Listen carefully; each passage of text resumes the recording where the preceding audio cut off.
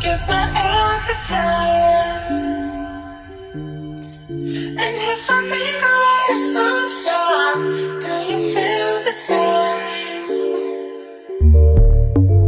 If it's not what you want, I'll give my everything.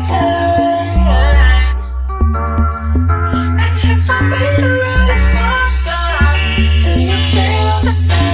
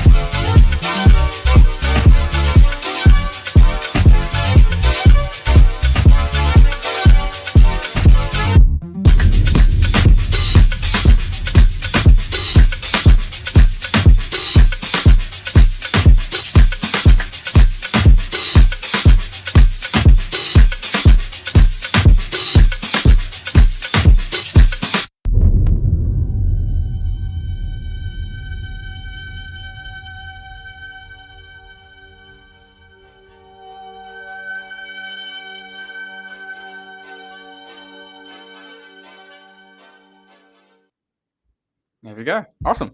All right. Thank you, everyone, for joining us for the second episode of the Great British Builders. I'm here joined today by Andy, founder of Agant. They're building a British stablecoin, and they've been able to be working with some of the best people in the ecosystem. They partner up with the British Pound Foundation, Stablecoin Standard. They've got a really awesome team being able to tackle into this. I'm excited to be able to dive into, Andy, your history, where you've been, where you want to go, and to be able to kind of share this vision with everyone in the world, so that we can be able to, as Super Team UK, help in your journey of being able to build Agant. And why don't we just start at the beginning? Perfect. Yeah, thanks for having me. Yeah, no, it's good to be here. I mean, this is awesome. Like, I just came in this morning, and yeah, I mean, the space is excellent. It's like there's so many good people here. Yeah, it's really good to be a part of it. Yeah, we're live at Build Station. So London Build Station, that's open until next week, ends of our demo day on May 17th. There's a chance for us to be able to bring together all the top builders going into Coliseum Breakout Hackathon. You guys are building for the stablecoin track. We are. So we're stealing a dub. Watch out, Maddie. Got some good stuff cooking. Got some really good stuff cooking. So yeah, no, we're excited for that next week as well. Yeah, good to get that out in the open and show people what we've been up to. Yeah, well, why don't you just give like a quick TLDR on Agant and a little bit about what you are working on, and then we'll dive into everything. Yeah, so kicked things off in January of last year. Funnily enough, I can actually tie it all back to Solana. I mean, it's almost all Anatoly's fault. Basically, I've always sort of been swithering about the idea of a pound sterling stablecoin, and I've been crying for one. Yeah, I think we all have, and so I was in a group chat on the Discord as you normally are, and I'd sort of floated the idea, and a few people were like, "Yeah, actually, that doesn't sound half bad," and there's a guy that posted to be like, "Oh, well, you can, for 10 USDC, you can send Anatoly an email." So I was like, right, okay, it's exactly what I'm going to go and do. So I did it. I just outlined my vision and said, this is my thinking. This is what I want to go and do. Basically, a UK domiciled, UK regulated, privately issued GBP stablecoin, the most boring kind of stablecoin, so to speak, in the sense that, we're not trying to do anything particularly fancy.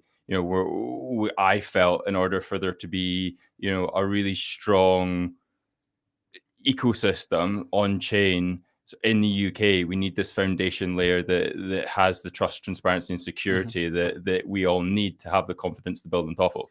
So I basically said that to Anatoly in an email. And funnily enough, he actually came back pretty quickly and introduced me to Anna Yan, who at that point was head of stablecoins at Solana Foundation. And it kind of just went from there. Anna and I jumped on a call, and I thought she was a bit ridiculous when she was like, yeah, it'd be really good if you could talk to the Bank of England about this. I almost laughed at her, in January of last year. I was like, well, not a chance. And then, this time last year, we were literally having that conversation with Matthew Osborne, who at that point was at the Bank of England, about what we were trying to build. So, yeah, I mean, it's kind of been a bit of a whirlwind, sort of 15, 16 months. We probably never even thought it was going to be, we were going to get this far, or it was going to be this easy, but sorry, it wasn't going to be as easy, this easy, it's been pretty difficult. I'm not going to lie. But yeah, I mean, I think we spent the last year really building credibility for both, what we're trying to do as a business at Agant, but also for, creating an on-chain ecosystem in the UK. It's quite apparent to us that the level of institutional demand that we are seeing and the types of use cases are completely different to what we first set out to go and achieve. I mean, originally the idea was basically, an app that was integrated with, automated KYC and open banking to make, an on and off ramp really, really seamless and easy. And now we've, it's completely turned on its head, and it's this sort of institutional product that wires into the back end, financial system of PSPs and EMIs and exchanges, etc. So yeah, I'm sure we can dig into it, but yeah, it is definitely grown arms and legs from what it was, 12, 14 months ago. And that's the life of a founder. You're going to be pivoting. You're going to be what you initially start out with. Things will change as you go along, as you understand truly what the market is looking for. And I think it's also like interesting to look back at your own life and understand those pivot points of like what got you into this room here today.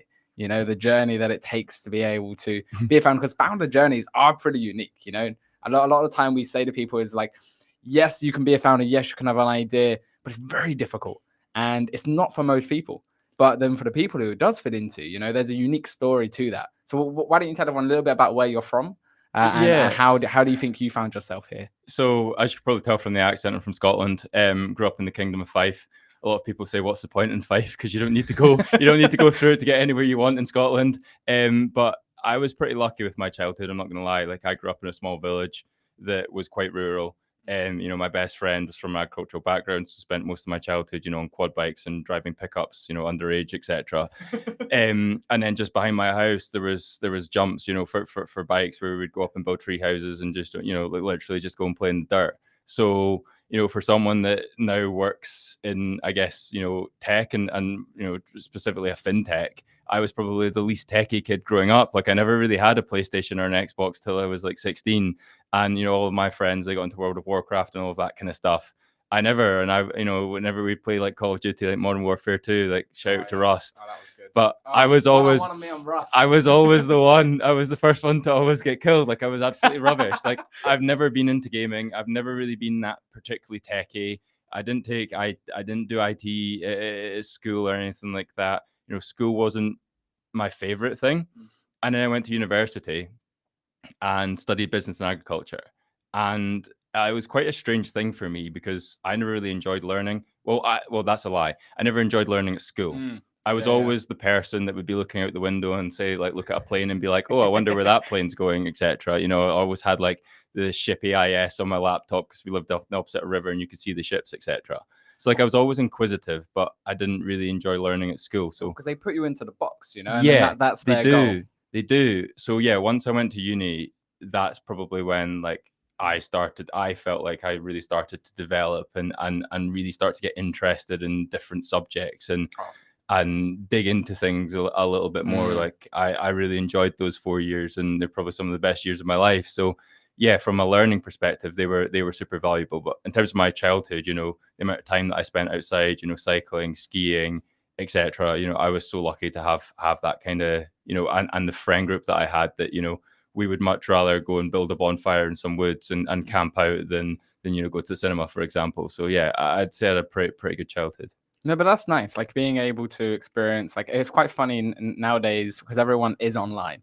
It's like we live in this remote world on our laptops and our computer. There's a meme of touching grass. On the weekend, get out and touch grass. You're like, I lived in the grass. I literally lived in the dirt.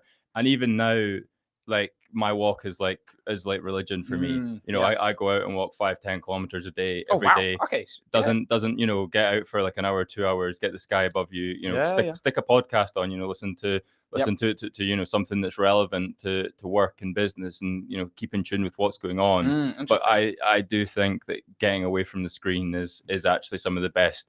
It's when you get some of your best ideas. It's when you Yeah, can yeah. really start to digest some problems. You know, we've had a lot of hiccups. You know, there's been points, you know, like in any startup, where you probably don't have as much cash in the bank as you would like, or things aren't going quite the right way, or you know, you've been rejected from, you know, something that you thought had a lot of traction. So yeah, getting away and getting outside is some of the most valuable time that I can spend. Where do you so if it's like religion, do you have like a set time every day that you go out for your walk? Does it sometimes change? Because travel schedules are mad as well. Yeah. I mean, it's dictated by calls and flights. You know, my flight down this morning was my 45th flight of the year. It's wow. it's just been ridiculous this year. But just finding time, you know, especially as like the nights get lighter, etc., that it does Yes. make such a difference, even if it's in the evening. You know, Yeah, yeah. just to get outside and really just try and switch off. It's one of the big things about like British summers is that you get your like the days are super long, Yeah, and like you get like the complete flexibility on when you have to go. Winter's a exactly. struggle though. Yeah, But like the summers is awesome. winter. Yeah, I don't mind the winter as long as you get out during the day. Like Yeah. in Scotland, you know, it gets light at 9, Yeah. dark at 3. You know, that does kind of confine you. But you know, particularly in the summer, you know, it doesn't get dark till like 10:30, 11 o'clock Yes, in it's the awesome. middle of summer. Like we are really lucky where I live. So yeah, I definitely take it for granted, but it probably has played a big part in getting me to where I am today and keeping me relatively sane. And then you live in Edinburgh now, right? Yeah. And then how did you go from Fife to Edinburgh? Like what drew you then to Edinburgh? Just uni. So Oh, yes. Yeah. Went there for uni, got a flat, and now my girlfriend and I live in Edinburgh. So yeah, she works just around the corner from where we live. So There we go. spend most of her time there. Yeah, no, Edinburgh has a close spot in my heart as well because I went to University of Edinburgh as well, and Yeah. so like for me, that's I was there for 4 years, then graduated and was there for another year. I was been going back there as well regularly, and it's like a beautiful city. You know, it's like you get everything you need in like London, but just in like a smaller space. You can walk across it.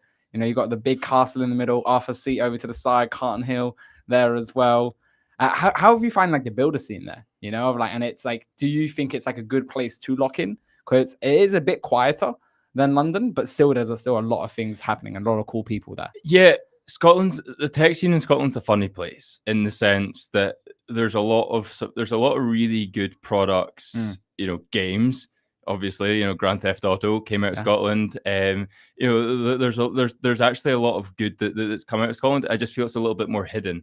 I don't feel as though, maybe it's a personality thing, I don't feel it's shouted about as much. I mean, even still in Scotland, you know, we have Skyscanner, we've got Yep. Modular, you know, there's a lot of good businesses that, and I mean, Rockstar Games is there as well. There's a lot of good businesses that sort of they almost quietly cook up there. They're not particularly bullshit. So yeah, I mean, there's a lot of talent. I mean, you know, shout out to Michael Beer from Helio. You know, he's another. Well, I guess he's a dropout, but he's another Edinburgh uni student as well. So there's a lot of good people there. They're maybe just a little bit harder to find. And yeah, I mean, if I could, I would be there, and I would headquarter again there.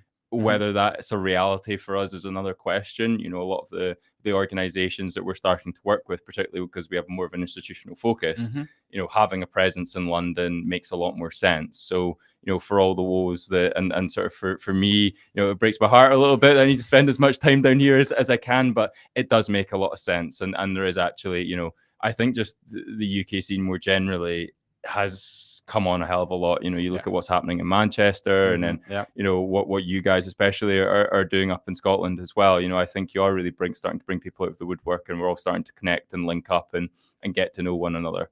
No, I think it's important to be able to create those spaces together. So like Colin is doing a great job with Blockstart in Scotland. Yeah. We've got the co-working Fridays going in Glasgow. I want to get it in Edinburgh as well. You know, if you know someone in Edinburgh who's amazing at hosting events and is a cool person, I want to speak to them. You know, like it's been a really cool way to then see, and I can echo that point of seeing it's not just about London. You know, there's so many other cool cities across the UK We had Nico in earlier. He's in Cardiff. Yeah, You know, so like there are tons of incredible people all across the region, and so being able to create more opportunities for them to get spotlight, to be able to like continue to grow is important. I want to try and continue bringing stuff to them. You know, constantly creating these spaces. So all of our city captains, I have a subtle goal of like, okay, for this next year, one of them needs to host a build station. Yeah, you know, like that take like 2 weeks at the end of like one of the next hackathons, and you've got to bring everyone all together. Exactly. So that region can be able to have that support. Yeah. I mean, shout out to Colin as well. That he's put in a hell of a work, you know, the last sort of year, 18 months with what he's doing, you know, with yourselves as super team, and also with on the Blockstart side as well. You know, we need people like that.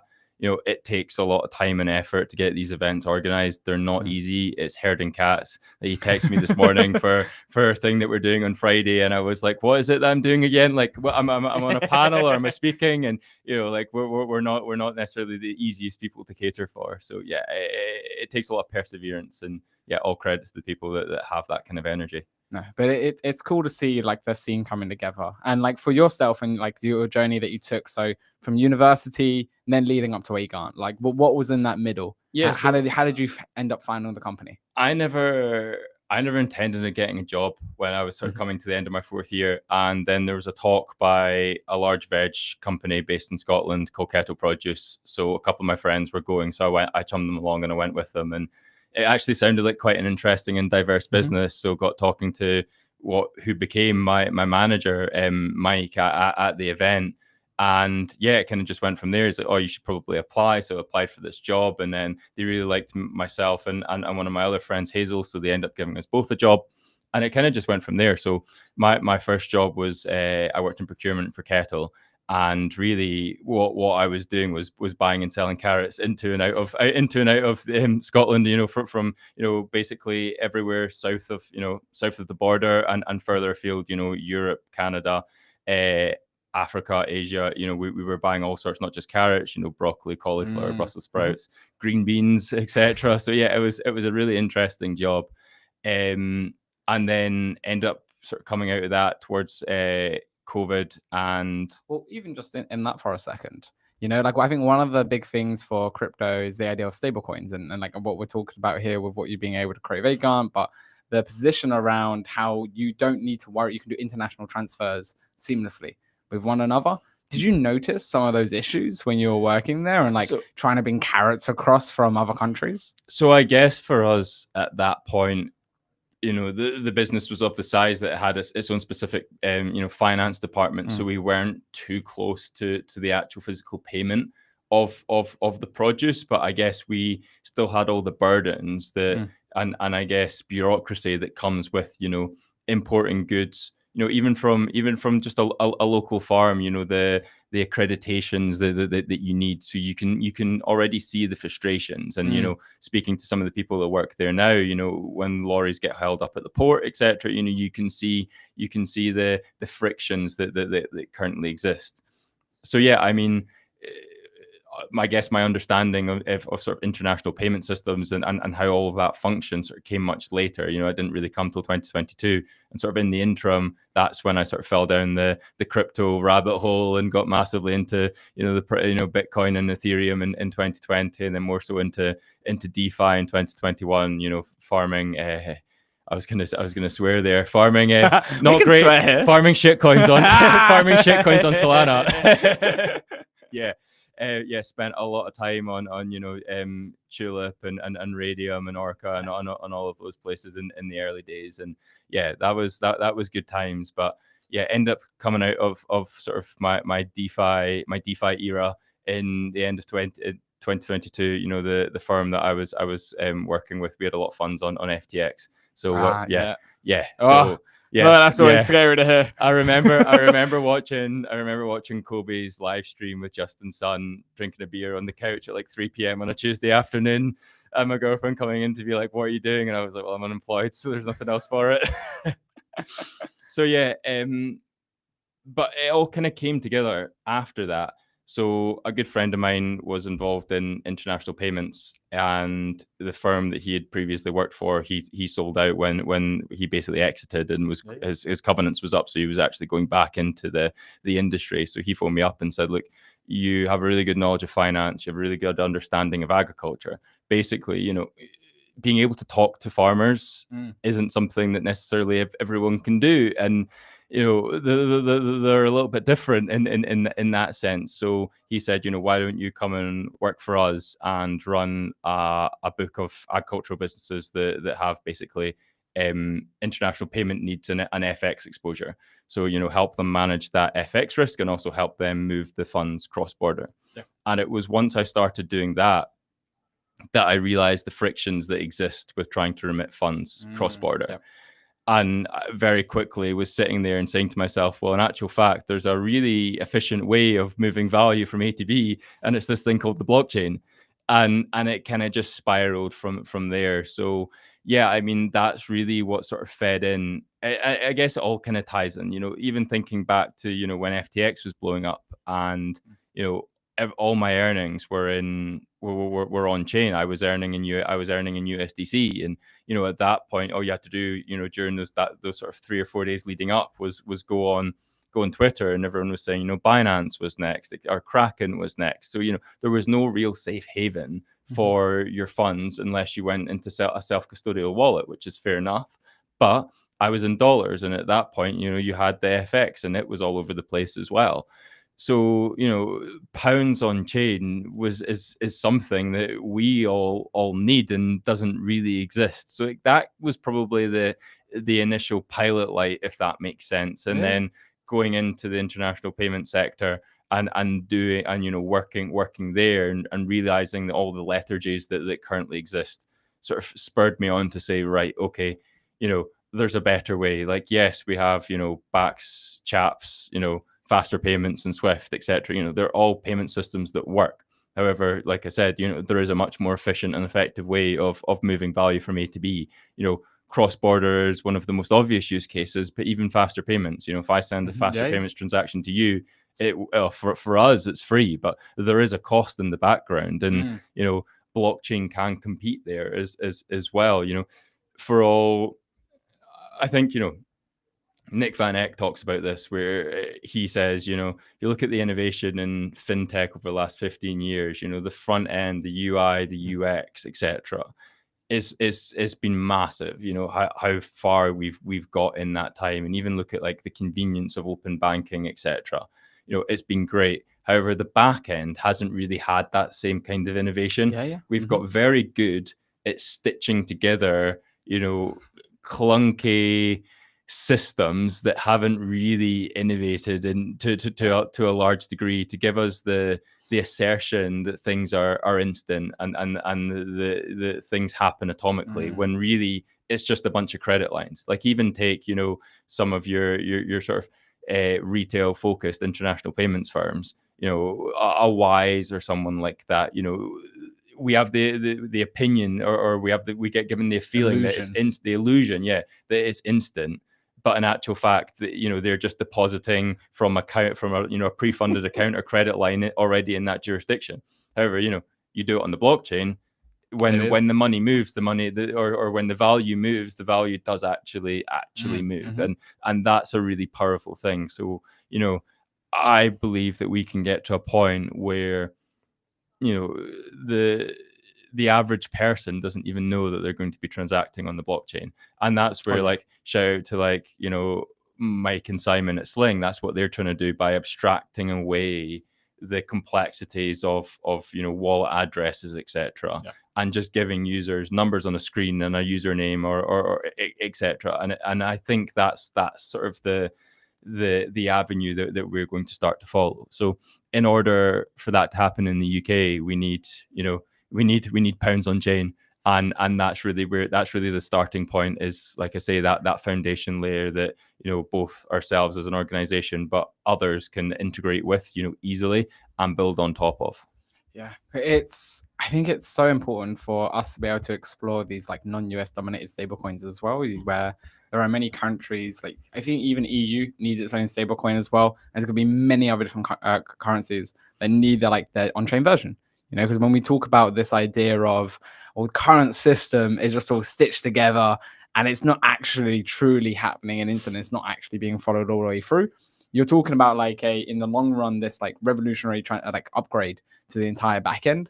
And that means all of these different systems, all of these currencies need their on-chain version. Yeah. And I think it's going to be super interesting to see who are going to be the leaders in then these different avenues. Will it be like a Circle just implementing another version of what or that token so they can have multiple different currencies? Will it be other key people? Like I think you guys are really coming in for like, we are going to be the owners of GBP. You know, if there's like a pound stablecoin, that's us. You know, like there is like then that brand of recognition built around it. And then people are like, cool, I want to hold my pounds of Aegon. You know, that's who I trust, this is who I go with. And then when I hold my USD, I hold that with Circle, you know, and then you have then different affiliations behind it. It's going to be super interesting to see how this all starts transpiring. And I think one big thing that you're also doing a lot of is working on like stablecoin tooling. You know, like what can we build with stablecoins? And because the idea of getting a whole pound stablecoin is a very big goal. You know, and it's almost like it's like I wouldn't say the end point, but like that's like 2/3 of the way. Yeah. You know, like by the time that you're able to we're rolling something out like that and you have enough liquidity there in order to better sustain it. I think in the UK as well, you do need the Bank of England to be in the conversation in some way, because it like pound is only to the UK and the Bank of England are like the main body to like are behind that. So you do need them in the conversation. And when you're building up to that, the idea of showing them, hey, here's the tools that have been built. Here's like the use cases that have been created. Like here's your tech stack almost that enables that anyone to have one of these coins. Like, well, why don't we talk a little bit about how, as you've been going ahead and like with this vision, then discovered with your team about, okay, actually there's gaps in the market here, or different tools that need to be established and different products that stable coins can enable. Yeah. So I guess like you say, sort of break that down. I'd love to touch on the regulatory piece and why that is really, really important for us and also for the ecosystem as a whole. You know, just on the non-US dollar part, you know, 45% of global currencies are not dollars, and you know at the moment we've got 99% of funds on chain are dollars. You know, there's a real disconnect there, and you know there's this ongoing conversation that we want, you know, mass adoption and you know true integration within sort of, you know, day-to-day life, and that's not going to happen, you know, in the UK with dollars. You know, the UK government is not going to want a dollarized economy. That's just not going to happen. So yeah, I'll come back to the regulatory piece, but I guess just on the tech side of things, you know, Donovan, our CTO, a lot of the sort of the ancillary stuff that he's built on what we now call the Agant platform. So I guess we kind of have a number of different products that have almost organically, you know, spun out of us sort of going on this journey. So, you know, a lot of the APIs, the webhooks, the SDKs that, you know, were given to us with, say, a couple of the banks that we're integrating with weren't really delivering what we wanted them to deliver. So we've gone away and built it, you know, or Donovan rather, and the tech team have gone away and built it themselves. And so we've ended up with this thing called the Agant platform, which really, I guess, to sum up, I'm completely oversimplifying this. It is very good. Basically, we have this thing called Rails. We're calling, you know, obviously a faster payments. We've got faster Rails now, which is very, very good and efficient at taking, you know, bank accounts to wallets and wallets to bank accounts. Yeah. So, you know, now we're getting to this point where if you are, for example, a fintech app and you want to have pounds on chain, you can integrate with, you know, the Agant platform. You can spin up a load of virtual accounts for, you know, the users that you might have on your platform, and you can tie it all together. So, you know, when the user creates an account, they enter their bank account details. They, you know, we create, you know, a self-custodial wallet for them, and then from there on, you know, that's fully automated. So, you know, you can give me a sort code and an account number, and I can send it, and it arrives in your Phantom wallet. That's effectively the point that we're trying to get to, where you abstract away that friction between, you know, off-chain fiat and on-chain, you know, GBP, again, pounds, if that makes sense. And we feel like if we can make that bit really interoperable, and we can almost just become this layer that sits in between the layers, then that's where we're really starting to get somewhere. And that's where the institutions are starting to see a lot of traction and interest as well. You know, there's a number of different sort of avenues and talking points that they are interested in, but this part especially, where you take away the complexity of being on chain, and that's where companies like Fireblocks, etc., also do a very good job of taking the difficulties that currently exist. So yeah, I mean, I'd love to talk more about what we're doing on the Agant platform, but I'm not too sure how much I can say and what I can't say. But yeah, basically making things appear seamless. It's interesting because sometimes when we're doing a demo, I think people are going to be like, "Oh, this seems really, really simple." They're going to be like, they're almost going to think that we've not done much work, but in actual fact, it's like 14 months of trialing and testing and rebuilding to make something. I guess it's almost like when you watch like a golfer or a snooker player or darts, and you're like, "Yeah, that looks easy," but in actual fact, the level of skill that's been required. But yeah, I mean, really, to do a stablecoin well, as you've touched on, it's distribution. It's a BD play. The tech is only going to get you so far. Good products sell themselves, but we need someone to go out and sell the product. And if you don't have the network and the buy-in, you don't have that network effect, then you don't really have like you say the level of liquidity and volume that you need to really justify a product like this to exist. So that's really been my main focus for sort of the last sort of 9 months and continued focus. And we're sort of beefing up our commercial side with who we're bringing in as well, which we're really excited about. And yeah, I feel like there's a lot of good cooking for us and at the moment, that's for sure. Yeah, and I think it's important to be able to be thinking about how you've positioned it as like this Agant platform. In order to be able to be onboarding people to a pound stablecoin, it's like brick by brick. You onboard a company by company to be able to be playing and understanding how it can all fit in. How have you thought about the different institutional partners, the different like key people within like the UK that you want to be onboarding and working with? Are you able to share a little bit more about basically like the customers that you've been like tackling with Agant? Yeah, so we almost want to face as few people ourselves as we can. We think that that's the most effective way. We don't necessarily want to go and compete against the exchanges or the PSPs or the EMIs. That's not who we are. We want to be an infrastructure business, and we think that making that differentiation is quite important. For us, on the on-chain side, we're working with, OTC desks, prime brokers, hedge funds, prop desks, exchanges, PSPs, EMIs, banks, asset managers. They're the kinds of companies that we want to face ourselves. And then we want to face, the end user through them. We don't necessarily want to do that directly. We think that's the best way, because for us, the value add isn't necessarily trying to reinvent finance ourselves. It's allowing other organizations to innovate and giving them the platform that they can go and do that. And we think we want it to be complementary rather than to take away the hard work that already exists. It's kind of, if you can't beat them, join them, and in that sense, like that's very much the approach that we're trying to take. And there's a lot of good people working in a lot of good businesses, and we would rather work with them than against them.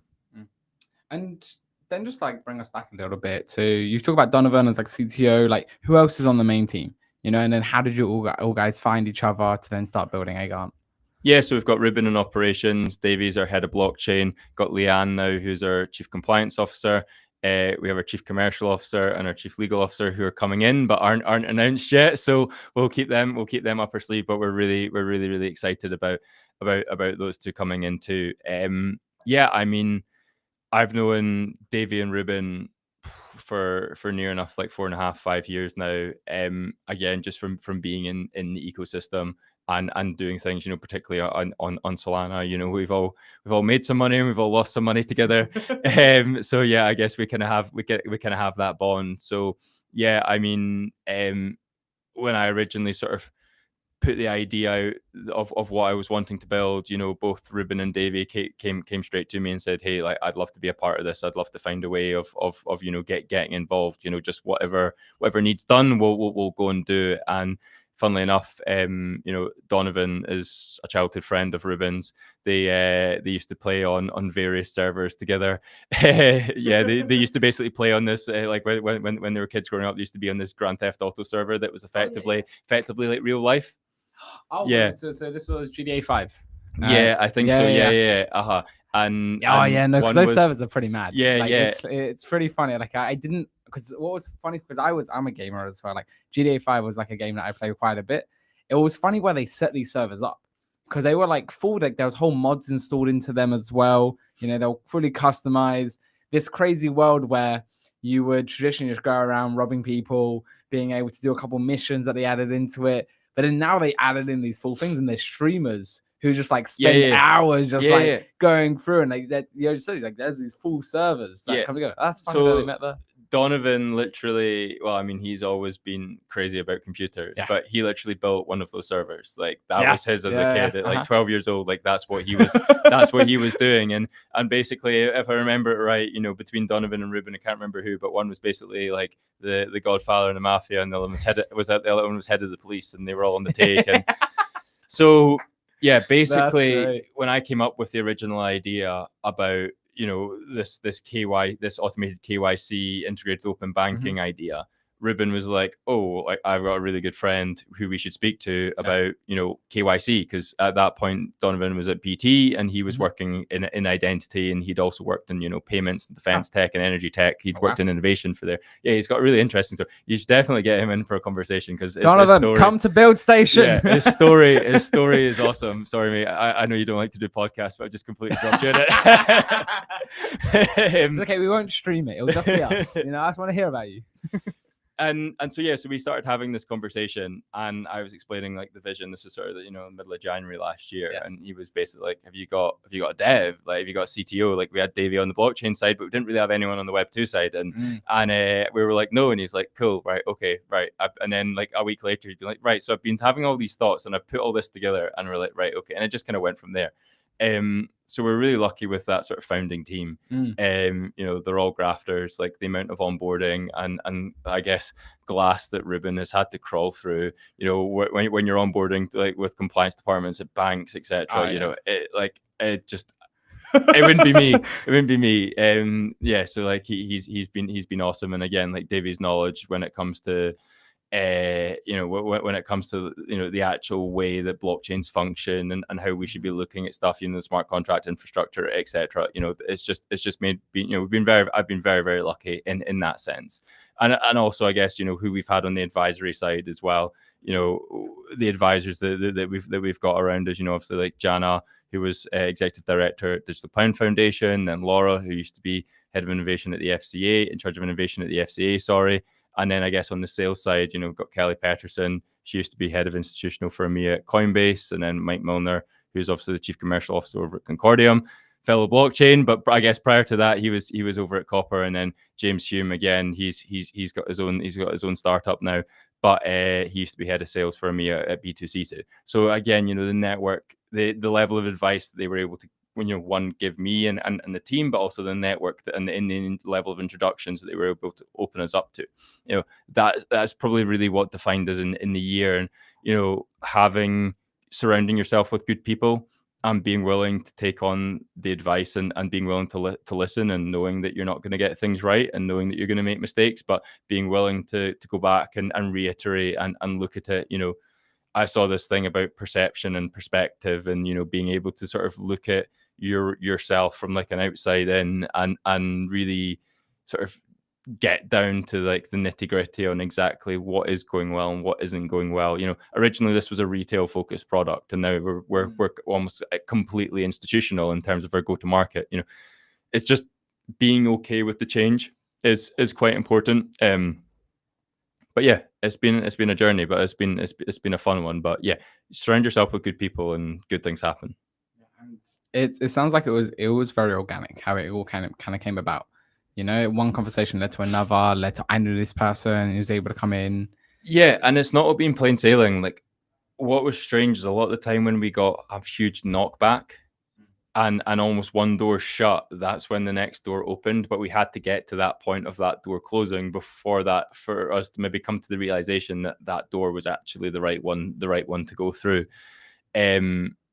And that's been good as well, because you go through that process of committing to things and then ruling them out, and then, you know, going back and just, you know, changing one or two things and not changing too much. But yeah, I think for us, being open to listening, listening to what your customers are saying, listening to what your team's saying, taking it all on board and sort of regurgitating it and spitting it back out as a delivered product or delivered objective. And it's never too early to start a conversation as well. Like, I remember speaking to an asset manager last year, that we didn't have a chance of doing anything with at that point, and probably still don't have a chance of doing anything at this point. However, Take the call. You never know. Yeah. It's a relationship. You However, establish. it's now an objective. Like, we know what we need to do to work with them, and we're on their radar. They know who we are. They know that we're cooking away, and no one's too important to speak to you. Most people are actually nice. Generally speaking, they're all nice people, and they're generally willing to make a bit of time. And people don't like being shilled. People like good questions and being interested in what you're doing and you taking an interest in what they're doing. And so, yeah, I mean, for me, slide into that DM. Like, you genuinely never know what's going to happen. I mean, I know I emailed Anatoly, but I guess we could say I slid into his DMs, and like, here we are. Like, for us, it's a bit of a long-winded, rubbishly written email. I kind of wish it was more succinct because I'd probably frame it on the wall or something. But yeah, it just never hurts to ask. Yeah, no, that's actually quite a funny lesson that I got from like growing up with one of my nieces. She was like, she'll just go up and ask anything. And we were on like holiday once at like a caravan park, and she just went up. There was like a little like carnival that was there, and there was like someone selling hot dogs, and she just went up and was like, "Can I have a free hot dog?" And they were like, "No," and she was like, "Oh, okay," and then walked away. And then like my mum was just like, "All right, well, if you don't ask, you don't get." Exactly. Like it's something that is like you never know. Like if you ask enough hot dog stands, "Can I have a free hot dog?" You'll probably get a free hot dog. Exactly. Yeah, someone said that. Yeah, if only it worked like that with raising, but well, you're 20 no's away from the yes. yeah, exactly. I know. I mean, yeah, Nick Carter has been putting up that meme, being like, "I just need to get through this week," and that's literally the life of a founder. Like, if you obviously you want long-term goals, etc., but also just focusing on the day-to-day and just getting things done and slowly treading away. Because if you look too far ahead, it's probably quite easy to get quite depressed about how much you've got to solve and what you've got to overcome. But if you just chip away, a lot of it comes together. I mean, it's even like our white paper. It's about to come out. And when you look at like the first iteration that we tried to bash out, back in like October versus where it is now, like, it's a completely different product. But you just chip away at things, and it slowly but surely it all comes together. And similarly on the tech side, it's not built overnight. Things break, things go wrong, but that's part of it. And then like I've always a big thing like build brick by brick. Yeah, and then that's how you're able to create the big wall. Exactly. Yeah, but also not being scared to knock a wall down if you don't like the look of it. That is very true. Yeah. Like when I was at Fly Free, it was like, kill your darlings. It's okay, So I'm an economist, so sunk costs are like rooted into me as like, it's okay. It's what about what's the next step? Yeah. So sometimes you do have to knock the wall down to go bigger to bigger one. Exactly. Yeah. And that's another thing, if something's not working, not being scared to be like, okay, this isn't working. Maybe we should go and do something else. Like, we have a list of like 5 or 6 other things that, if this doesn't work, like, of what we're going to go and do, because we know that we've got, again, comes back to the people side. If you've got good people, you can go and do good things. And, the product, yes, we have a lot, it is a bit of a labor of love, but if for whatever reason, to come into the regulatory piece, if this did, hopefully, God forbid it was, but if this did get killed by the government, we're not just going to shut up shop and be like, well, that's it, right? Okay, we're going to go and, stack shelves or whatever, no, we're going to go and build something else. We're going to go and make something else work. And yeah, I mean, it probably does need a certain personality type to be willing to, one, be risk averse, to not be risk averse, and to take, and, to be willing to go out and do things. But yeah, I mean, again, you see it on Twitter, a lot of people tweet, you can just do things, and you literally can just do things. Sending that email doesn't hurt. What's the worst that can happen? Someone says no, or they don't reply. That happens all the time. Like, being okay with rejection and stuff, and being okay with things breaking, like, I think it's probably the best way. Yeah, I mean, obviously you want to take what you do seriously, and you want to commit to it, and you want to hold yourself in high regard, but also you don't want to take it too seriously, because things do go wrong and things don't necessarily go to plan. Yeah, no, it's the relationship with failure that I think really separates the founders apart Yeah. from other people. Where if you want to work for a company and you want to be an employee, like that's amazing. Like that you follow your path. And most of the time, what that means is that you usually have like a different relationship with failure. Whereas the founders have like that comfortable relationship with, well, I expect to move fast and break things. And I expect to be able to face an issue, not always come up with the best option, not always come up with the best solution, but through my perseverance, I'll get through any storm, and I'll be able to weather, and I'll be able to push, and I'll be able to drive. Like when you look back at like all the different experiences that you've had, are there any that like kind of stick out as going through this really taught me that idea of grit and perseverance, and it really kind of helped train that muscle? Doing front squats in the gym when I used to ski. Because every time I do a front squat, it made me want to pass out. But you were like, I know that this is worth it. Now that's not a very good example. Like It's true, doing though. it, like doing Duke of Edinburgh or something like that, when like your feet are covered in blisters, you're getting bitten by midges, everything's damp. Your food's all contaminated with like dirt and stuff like that. Sometimes you just kind of got to like it's all in your head. Like. Yep. Sometimes things sucking. It's like cold shower, just having that mental that mental switch in you to be like, right, okay, yeah, this is gonna suck, but I'm gonna do it, and it's gonna feel good when it goes off. Like I'd almost say that's the best analogy of being a founder. Like you have a lot of cold showers. a lot of the time you're not choosing to have that cold shower, but then when you're done, or when the shower gets switched off, or when someone puts it back to warm, and all of a sudden you're like, oh, actually, yeah, like decent. I survived. I survived, and I did it. So yeah, I mean, it's funny. Like one of our investors sort of said to me, they were like, "Did you always know you were going to be a founder?" And I was like, "No, I didn't ever think that." Like I remember, when I was in 6th year, I remember like in my interview to go for like prefect and head boy, I specifically said I was like, I don't really want to be head boy. Like I'm not that fussed about doing that. Funnily enough, I didn't actually get anything, and then I left enough. But yeah, I think it takes a certain type of person. Like I think you need to be a little bit unconventional. I see there's a lot of similarities between athletes and founders, and in the sense that there's a lot behind the scenes for like the little bit of glory, whether that's a press release or winning an event or an award or whatever.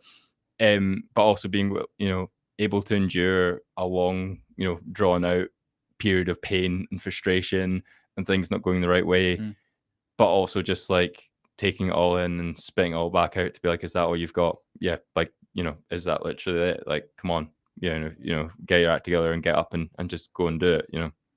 There's a lot of times when like I'm going away next week, and that's going to be what my 40.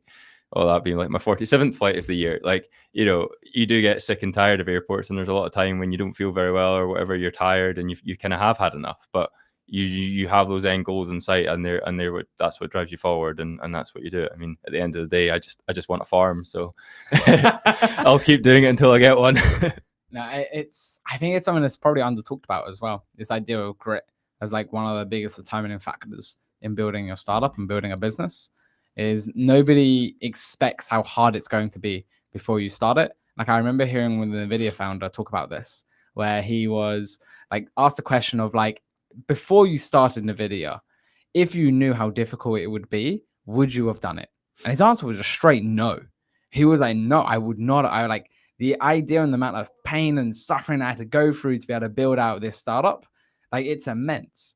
And you really do need that mission to be able to help guiding you. You need that, like, this is what we're building for. This is why we're being able to do this. And I think that's also what like attracts you to your customers and to your users as well. Because when you're speaking to somebody, they can feel that. They can feel that you believe in your why, and that you want it. You see the potential for it. The world needs this solution. Yeah. And you're being able to stand up and say, hey, nobody else is going to do it. I'm going to do it. Exactly. I've got the perseverance. I've got the right people around me. And then as you talk about your advisors, I've got right now the right network around us. We have the opportunity to deliver on this. And I sometimes think about the idea of like, you sometimes also have a responsibility. If you've been put into that circumstances where you do have the people around you, you do have the opportunities to be able to deliver on it. Not only do you need to, like, from your own personal point of view, you must have a responsibility to society to see that solution be going ahead and Yeah. creating those opportunities so that later on downstream the benefits can be received by everybody.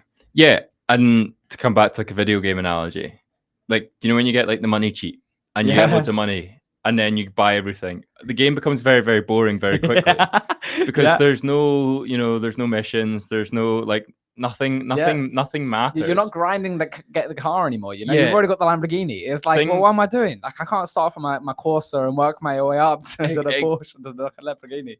Exactly. And I've heard a few people say to me that, they're like, I know it sucks, but really enjoy the journey, because that's actually the most fun part. And, you kind of love it in a weird way. You kind of love it when it sucks a little bit, because you're like, if things are too easy, it's not fun.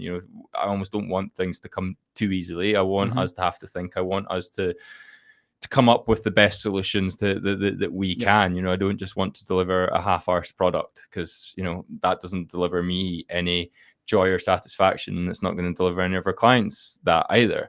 So we do want to be challenged, we want to be pushed, and I think that's where I think that's actually what makes a lot of us tick as well.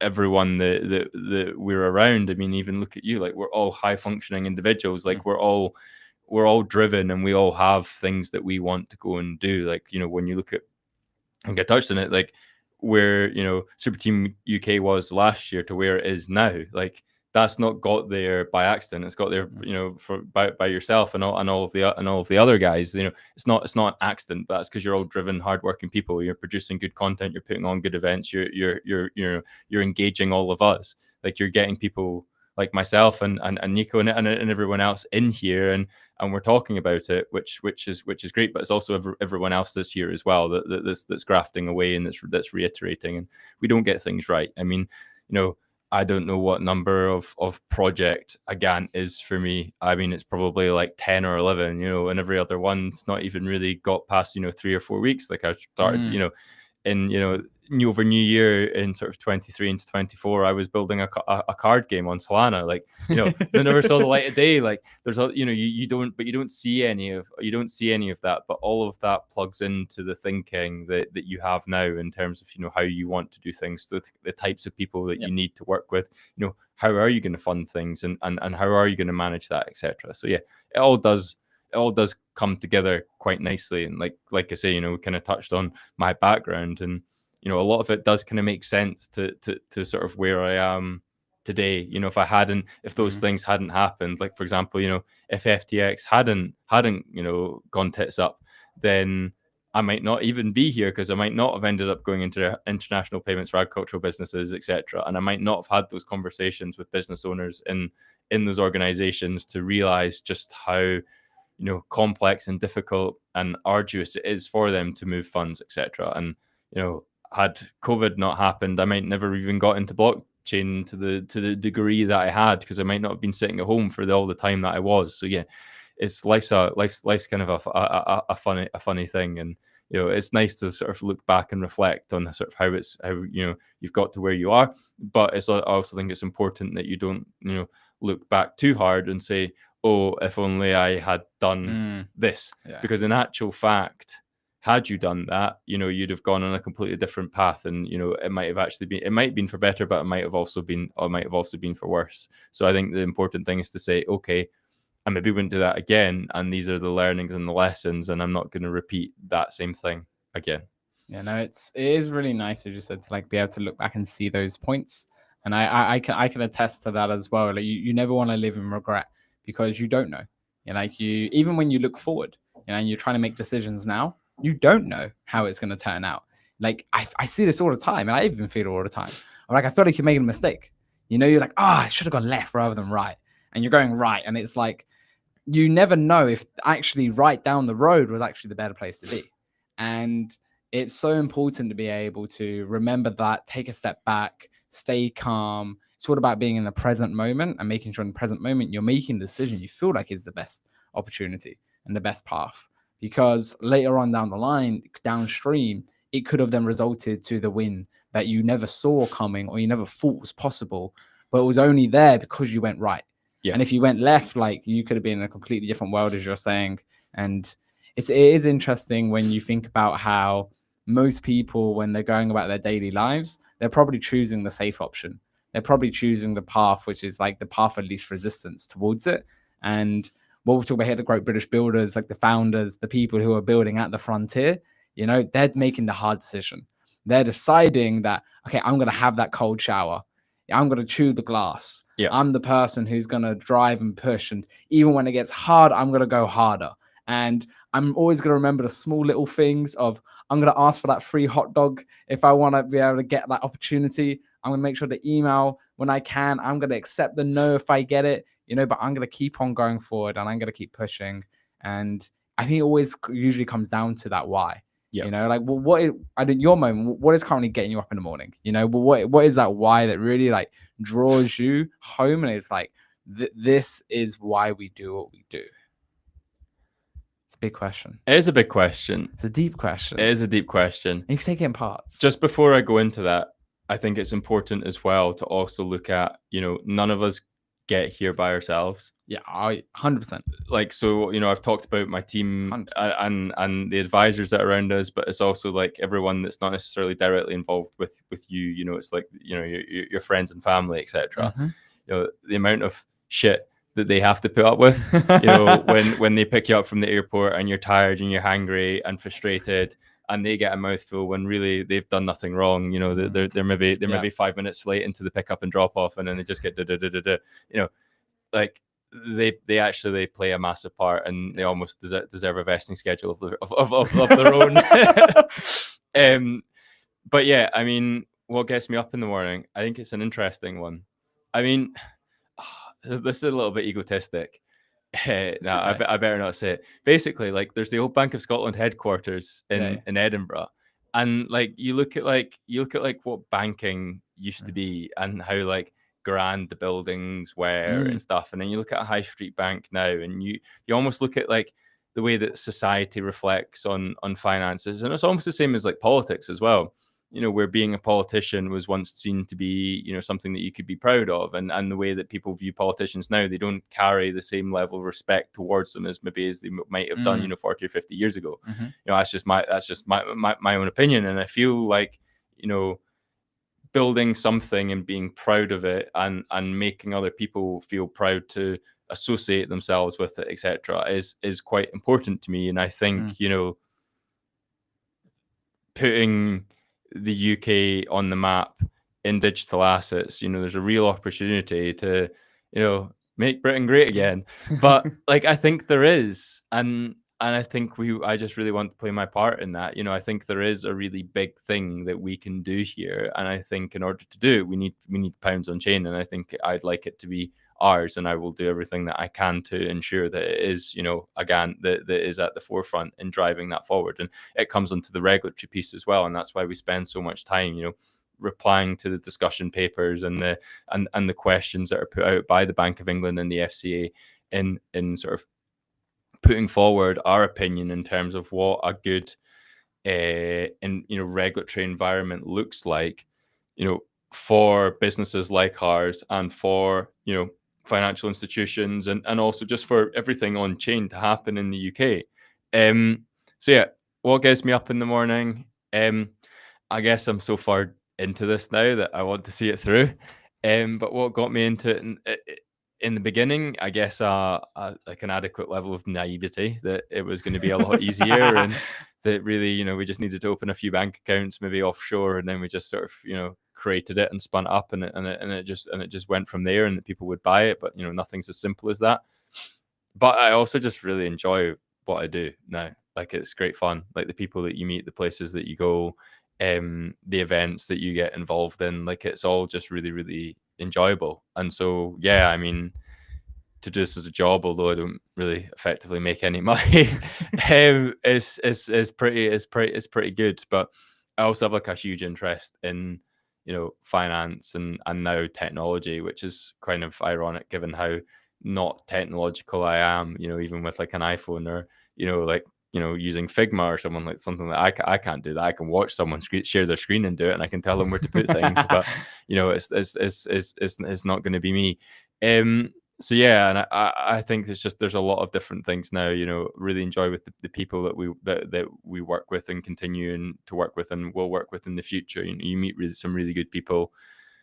So yeah, it's just a combination, but it's just a combination of things. I just say we're pretty lucky to have sort of embarked on this avenue, and yeah, maybe at one point if I get to the point where I own a bank, that'd be pretty cool as well. No, but it's awesome to be able to start these journeys. And I'm just saying, it's not just done by yourself. There's a group of people all the way around you who are supporting you, guiding you, to make sure that you can build something great. And step by step, brick by brick, you'll be able to take Agant. And I'm excited to be able to be continuing part of that story with you, be able to share where we can, support where we can, to be able to make sure that we can get closer to this pound stablecoin. And along the way, we're going to build the tools, the solutions, borrow out that Agant platform, so that people, if they want to be able to tap into this whole crazy world of Web3 on-chain financial systems, you guys are a key component to be able to help make that happen. Yeah. We just really want to play our part and yeah, basically put ourselves in the UK on the map and really, fuck around, find out. There we go. We're gonna fuck around and find out. We're gonna put the UK on the map. But nice fun. And I appreciate you being able to come and join us today. Thanks for having me. Coming down to Build Station, being on the podcast, second guest. That's a good one. Yeah. And so, I appreciate you being able to come and join us. I hope you've all been able to enjoy the conversation, and tune in tomorrow for the next one, 6 p.m. and you'll find us here. Andy, thank you again. Thank you very much. Cheers. See you guys next time. Appreciate it. Thanks. Beautiful.